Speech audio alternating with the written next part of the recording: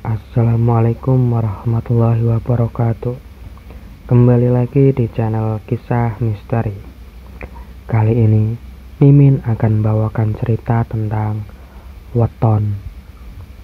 Oke, bagi kalian semua yang belum subscribe, silahkan subscribe channel Mimin agar Mimin lebih bersemangat. Dan jangan lupa like serta komen. Oke, kita mulai ceritanya. Apa? Weton Ajeng Jumat Wage, tanya Mbah Ngatmo kepada kedua orang tua Ajeng. Nggih Mbah. Nggak bisa. Ini nggak boleh dilanjutkan. Weton Adi dan Ajeng tidak cocok, ujar sesepuh desa yang biasa dikenal dengan Mbah Ngatmo. Kenapa Mbah? Kami lahir sama-sama hari Jumat. Ya jelas kami cocok dalam hal weton jodoh, bantah Adi kepada kakeknya itu. Wage tidak boleh menikah dengan Pahing. Ajeng Jumat Wage, kamu Jumat Pahing. Jumlah weton Ajeng 10, sedangkan kamu ada 15. Jika dijumlahkan, yakni ketemu angka 25. Di mana angka itu tidak boleh berada di dalam pelaminan. Jelas Mbah Ngatmo kepada cucu laki-lakinya. Malam ini, kedua orang tua Abdi bersama dengan Mbah Ngatmo, kakek Adi, sekaligus sesepuh desa Sukodadi, mempunyai niat baik untuk melamar Ajeng. Selain sesepuh desa, Mbah Ngatmo juga juru kunci alat musik tradisional di desa itu. Alat musik tradisional seperti gamelan, kendang, angklung, kempul, dan lain-lain. Jadi, tak heran lagi jika semua warga desa sangat menghormati Mbah Ngatmo. Ya, meskipun warga desa itu sendiri rata-rata adalah orang kota yang pindah ke desa. Dan saat ini, Mbah Ngatmo benar-benar kurang setuju jika cucu laki-lakinya, yaitu Adi, harus menikah dengan Ajeng perihal weton mereka yang kurang cocok. Seorang gadis berparas cantik yang selalu menjadi pusat perhatian di desa itu, Sri Ajeng Widuri, 25 tahun, putri ketiga dari Pak Paiman dan Ibu Marni. Gadis berhitung mancung dan berkulit putih itu sering disebut dengan sebutan kembang desa. Tak heran lagi jika gadis ini sering menjadi rebutan banyak laki-laki, terutama para pemuda. Akan tetapi, dari banyaknya laki-laki di desa tersebut, tidak ada satu laki-laki yang dapat membuat hati Ajeng luluh, kecuali dengan Adi. Adi Widiatmoko, laki-laki berusia 28 tahun yang sering dijuluki dengan sebutan cowok gan desa.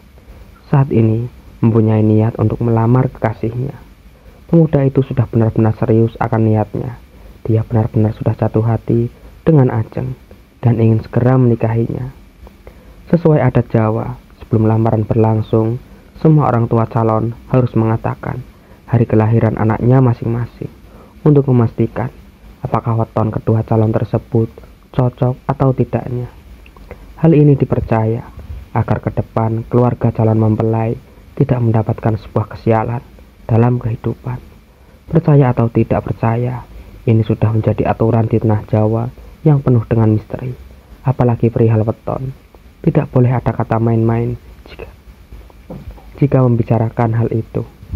Benar itu Di, wetonmu sama Ajeng nggak cocok. Wage nggak boleh ketemu sama Pahing, apalagi jumlah weton kalian 25. Sambung Pak Bejo, ayah kandung Adi. Maaf Pak Paiman, Bu Marni, kayaknya kita nggak jadi pesanan karena weton anak kita nggak cocok. Lanjut Pak Bejo kepada orang tua Ajeng. Iya nggak apa-apa Pak, namanya juga adat.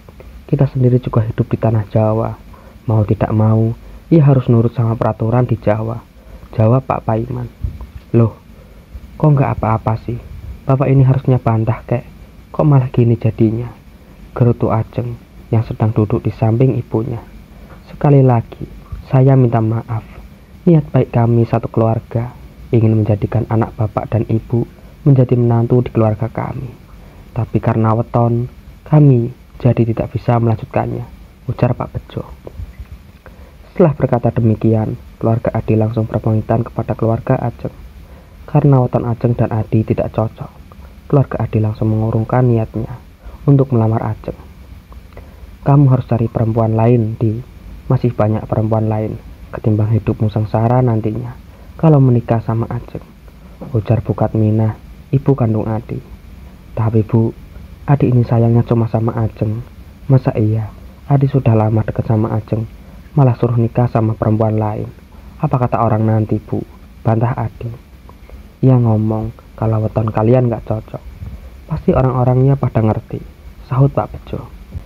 Mulai besok dan seterusnya, kamu gak usah ketemuan lagi sama Ajeng. Cari perempuan lain saja. Masih banyak perempuan lain yang wetonnya cocok denganmu. Lanjut Pak Bejo. Ada apa Pak? Bu, kok pulang-pulang ribut? Tanya Tina, adik perempuan Adi yang baru saja pulang dari kerja. Itu, masmu keras kepala, mau nikah sama Ajeng, tapi wetonnya gak cocok. Jawab Bukat Minah. Pokoknya ibu gak mau tahu loh, Di. Kamu harus cari perempuan lain yang sekiranya wetonnya itu cocok denganmu. Ibu gak mau kalau keluarga kita nantinya akan terjadi apa-apa jika kamu masih bersikeras ingin menikahi Ajeng itu. Lanjut Bukat Minah. Adi tak menanggapi perkataan kedua orang tuanya. Laki-laki muda bertampang rupawan itu segera melangkah masuk ke dalam kamarnya dengan hati yang panas. Apa sih? Kok ada adat kayak gitu? Weton-weton apa Anda? Gak jelas. Tinggal nikah aja ribet amat, gerutu Adi sambil mendaratkan pantatnya di pinggir ranjang. Semalaman, sepasang kekasih itu tak bisa tidur karena acara lamaran yang tak berjalan dengan keinginan mereka.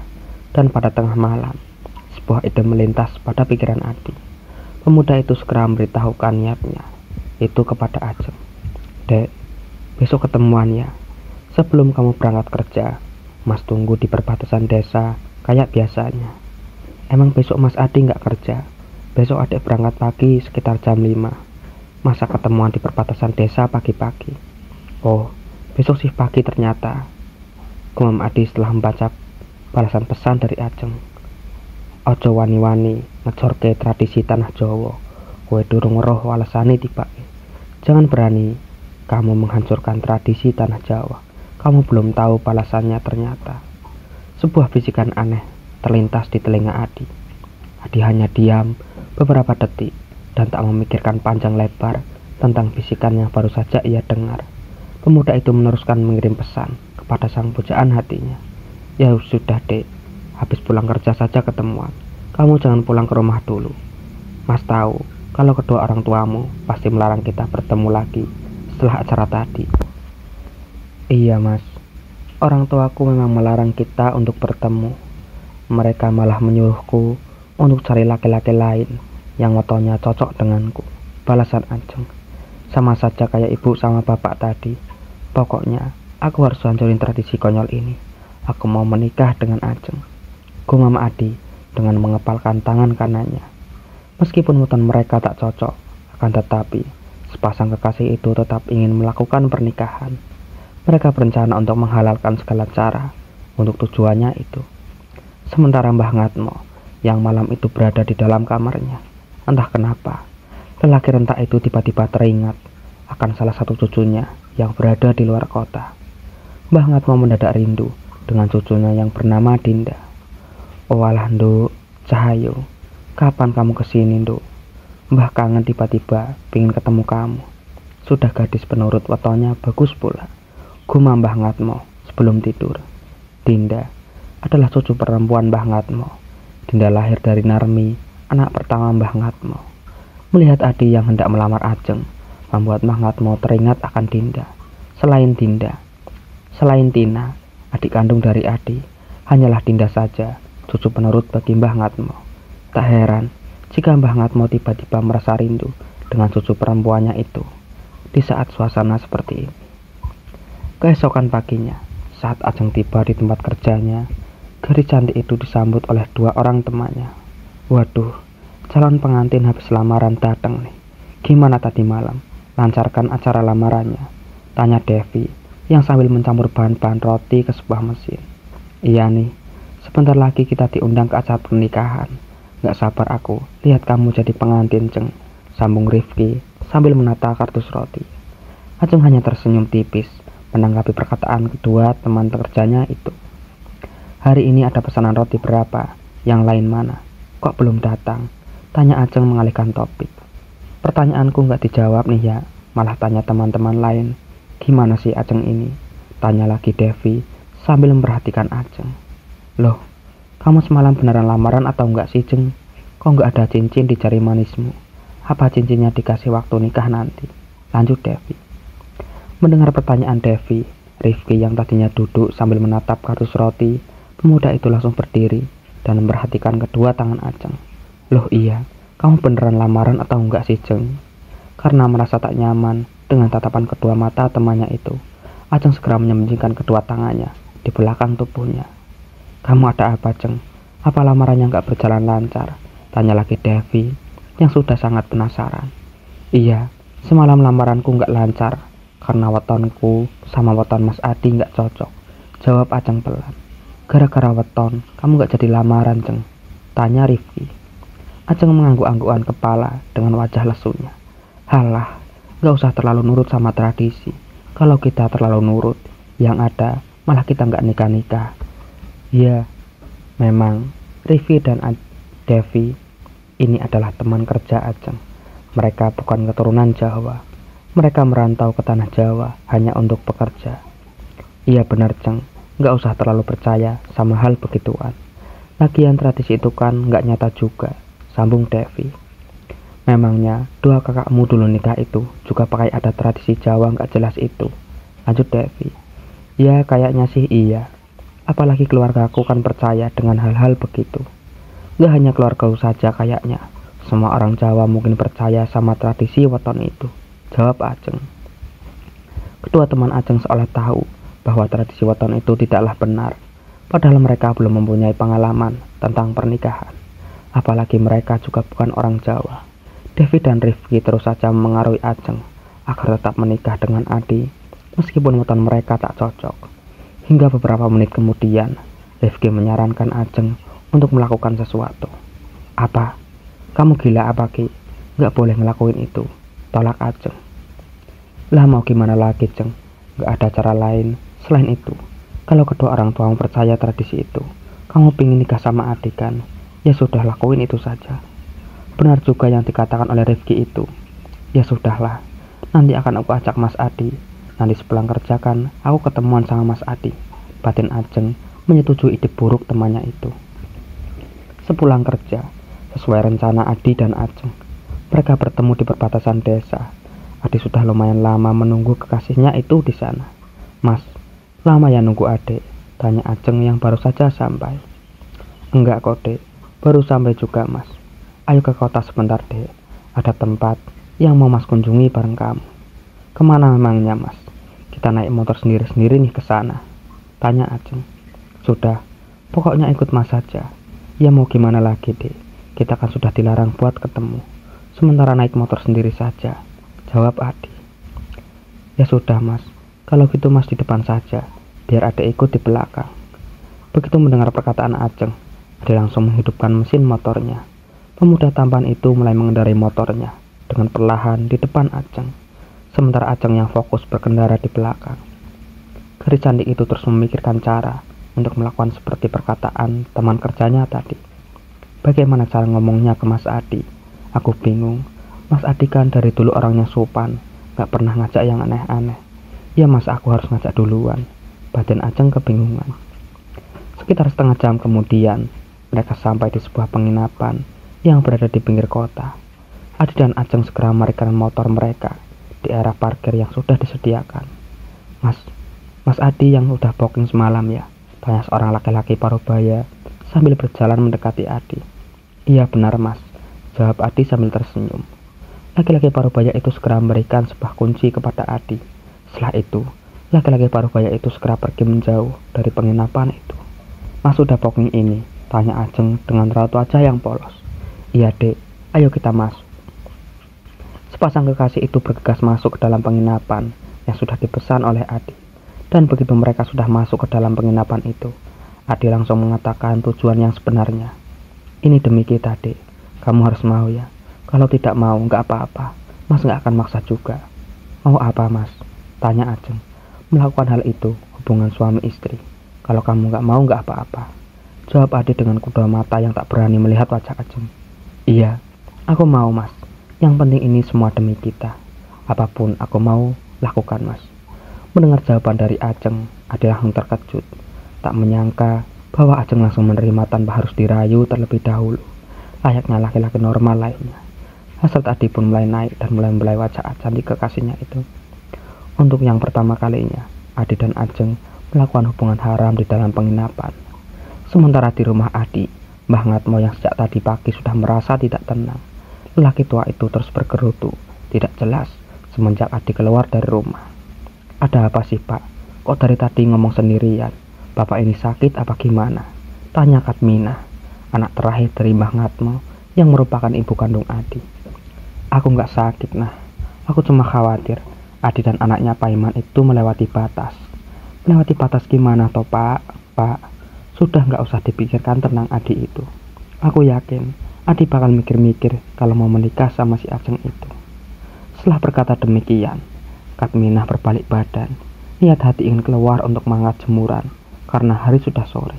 Akan tetapi, niatnya berhenti karena perkataan bapaknya. Anak muda zaman sekarang jangan disamakan dengan anak muda zaman dulu. Kamu lihat saja nanti sendiri, Adi bakal kaya gimana. Apalagi kalau urusan menikah, jangan dianggap remeh. Iya juga sih, Pak. Apalagi anak zaman sekarang itu juga banyak yang mulai berani kepada orang tua. Aku takut, Pak. Nanti kalau Adi ini nekat. Jawab Katmina. Lah terus, Pak, gimana caranya kalau Adi sampai nekat? Apa nggak ada solusi kira-kira, Pak? Lanjut Katmina kepada bapaknya itu. Ada, tapi setelah menikah resikonya sangatlah besar. Aku sendiri tak pernah menghadapi orang menikah dengan weton seperti Adi dan Ajeng itu. Pagi bertemu dengan Pahing, sebenarnya boleh-boleh saja menikah.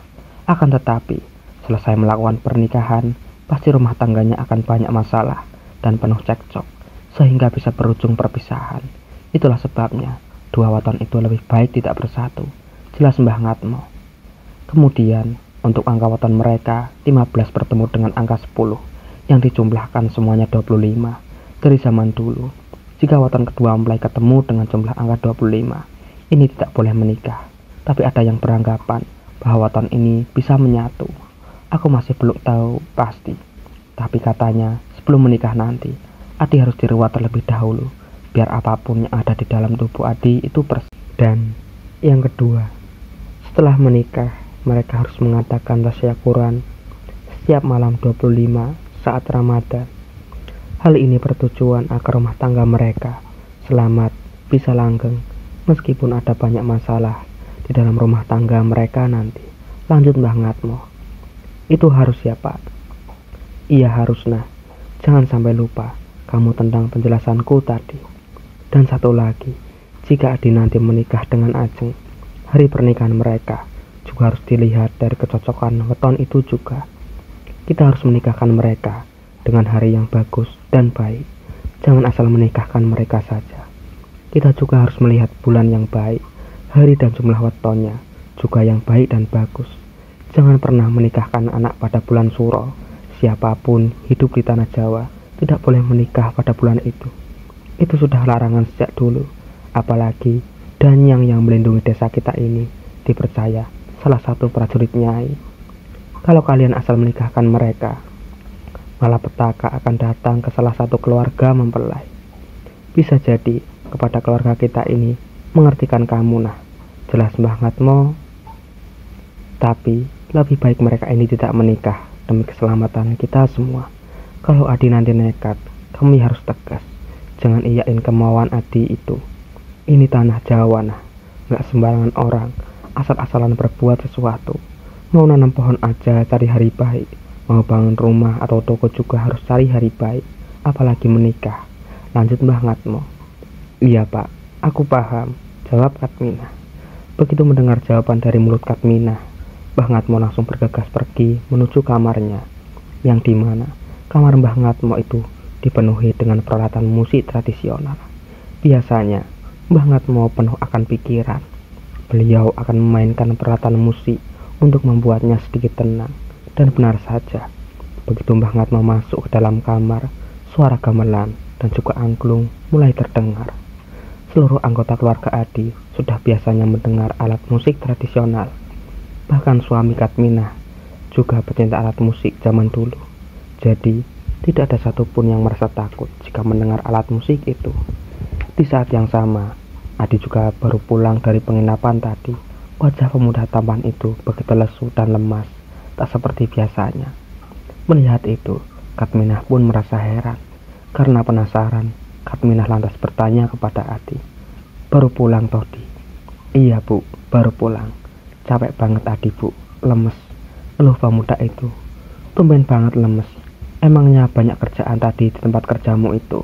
tanya Katminah lagi untuk memastikan. Pekerjaan Adi adalah sebagai pegawai toko plastik. Jadi wajar saja jika ibu kandungnya itu heran. Adi bekerja di sana sebagai pegawai yang selalu melayani para pembeli. Adi tak pernah sekalipun mengangkat beban berat. Apa mungkin tokonya ramai banget hari ini, makanya Adi capek sama lemes, batin Katminah. "Ya sudah, Di, kamu istirahat dulu di kamar. Nanti ibu bikinin wedang jahe, biar gak gampang sakit kamu. Biasanya orang yang capek sama lemes itu gampang flu," ujar Katminah. "Iya, Bu, terima kasih," ucap Adi sambil melangkah masuk ke dalam kamarnya. Setelah masuk ke dalam kamar ternyamannya itu, Adi mulai tersenyum miring. "Sebentar lagi aku akan menikah dengan Ajeng," batin pemuda itu. Beberapa minggu setelah Adi dan Ajeng bertemu di penginapan itu, sepasang kekasih itu ternyata sering bertemu kembali di sana dan berkali-kali melakukan hubungan haram. Dan pada hari ini, Rabu pagi yang cerah seperti biasanya, telepon rumah keluarga Adi berbunyi. "Bu, Ibu, itu loh teleponnya bunyi. Ini Adi lagi buru-buru berangkat kerja, nggak bisa angkat," ujar Adi dari dalam kamar.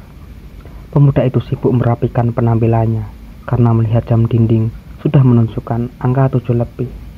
"Duh, gara-gara semalam video call sama Ajeng jadi telat," gerutu Adi. Adi segera keluar dari kamar sambil membawa helm bersama dengan kunci motornya. "Bu, Adi berangkat." "Assalamualaikum." "Waalaikumsalam." "Loh, nggak sarapan dulu toh, Di? Ibu sudah masak." "Nggak ah, Bu, sudah telat ini. Nanti dimarahin Juragan Wisnu," jawab Adi. Setelah menjawab, pemuda tampan itu segera menghidupkan mesin motornya dan bergegas untuk berangkat ke tempat kerja. Sementara Tina, adik perempuan Adi, yang baru saja keluar dari kamar mandi. Gadis dengan wajah oriental itu lantas mempertanyakan tentang kakak laki-lakinya itu. "Lah, itu barusan Mas mau udah berangkat kerja." "Loh, nggak nunggu Tina dulu, Bu?" "Ya enggak, Mas mau buru-buru karena hampir telat. Lagian kamu juga ngapain aja di kamar mandi? Masuk jam 6, keluar jam 7 lebih," omel Katminah kepada anak perempuannya. "Yah, padahal pingin bareng Mas, malah Mas berangkat duluan," gerutu gadis itu sambil melangkah masuk ke dalam kamar.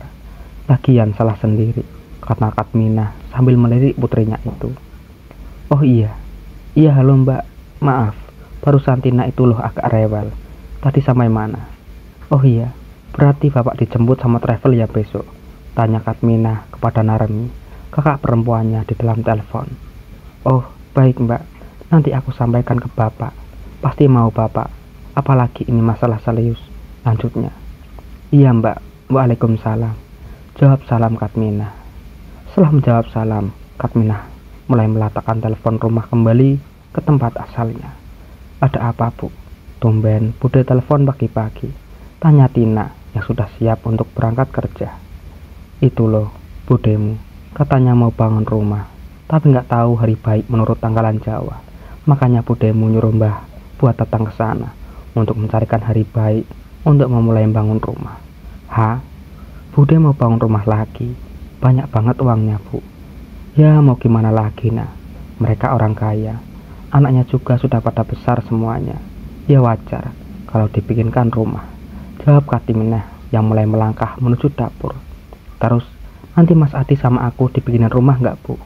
Kalau Masmu kayaknya ya mau bikinin rumah nah, dia akan dapat jatah tanah paling banyak daripada kamu nanti.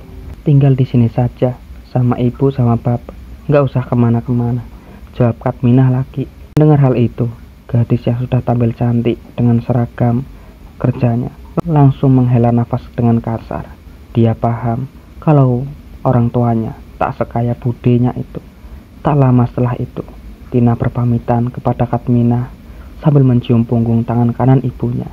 Sudahlah Bu, Tina mau berangkat kerja dulu. Assalamualaikum. Waalaikumsalam. Memangnya kamu mau berangkat sama siapa? Tanya Katminah. Sama Dimas Bu, karena takut bernasib sama dengan Adi. Katminah pun segera melarang putrinya itu untuk tidak berdekatan dengan laki-laki manapun. Apa sih Bu, Tina sama Dimas cuma teman kok, bantah Tina yang sudah berdiri di teras. Iya, kamu sekarang ngomongnya teman. Mana tahu kalau di belakang ibu kamu pacaran sama Dimas. Apa sih ibu ini tiba-tiba ngomong gak jelas, gumam gadis itu. Pokoknya kamu gak usah pacaran-pacaran dulu atau PDKT, apalah itu. Gak usah, nanti takutnya kayak masmu sama Ajeng itu. Udah kenal lama, tapi wetonnya gak cocok. Pokoknya kamu cari aman saja Tina, gak usah pacaran. Ingat, kalaupun kamu suka sama laki-laki, lebih baik tanyakan dulu wetonnya, cocok atau tidak dengan wetonmu. Iya Bu, iya, jawab Tina sambil menguap karena tak terlalu mendengarkan peringatan ibunya. Setelah menjawab peringatan ibunya, motor sport hitam berhenti di depan rumah keluarga itu. Tak lain lagi, itu adalah Dimas, teman Tina. Baru datang, Dimas bagaikan sinar mentari di pagi hari. Seorang pemuda berwajah manis yang mempunyai lesung pipi, langsung tersenyum kepada Tina. Ayo Tina, buruan. Iya, ya sudah Bu, Tina berangkat ya. Iya, hati-hati nak, jawab Katminah. Berangkat dulu Bude, mari. Pamit Dimas.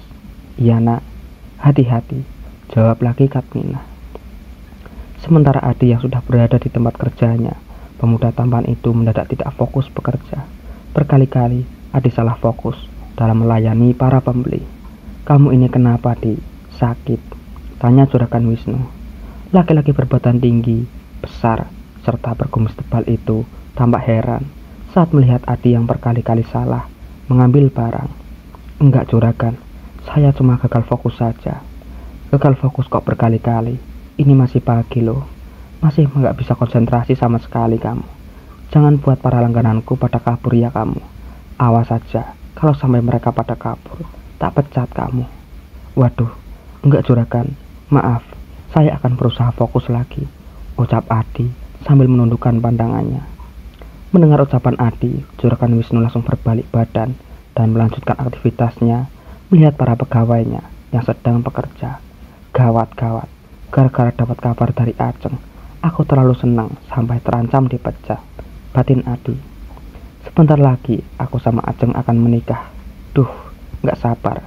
Biarin saja banget mau itu. Aku sudah gak peduli tentang tradisi weton gak jelas itu. Ajeng sudah hamil, siapa yang berani melarang pernikahan kami? Weton tak cocok kami terjang, lanjut Adi dengan tersenyum. Adi begitu senang sampai membuat semua teman-temannya merasa heran. Pemuda itu sudah berniat untuk memberitahukan hal ini kepada kedua orang tuanya saat di rumah nanti. Adi sudah tak peduli dengan masalah amarah kedua orang tuanya setelah mereka nanti mengetahui berita mengesutkan itu. Saat sudah pulang bekerja, Adi yang baru saja sampai di rumah mendapat ibunya sedang berada di teras sambil melihat jalanan. Sangat tak biasa jika ibunya itu berada di depan waktu sore hari. Setiap sore, Katminah selalu sibuk di ruang tengah untuk melipat pakaian dan juga menyetrika. Dengan penasaran, akhirnya Adi pun bertanya alasan ibunya itu sedang berada di teras. Ngapain sore-sore berdiri di teras Bu? Gak biasanya ibu ini. Ini loh Di, mbahmu baru saja berangkat ke rumahnya Bude. Bude siapa Bu? Jangan bilang kalau Bude Narmi menyuruh mbah ke sana lagi kayak dulu, tanya lagi Adi dengan sedikit terkejut. Iya, emang Bude Narmi.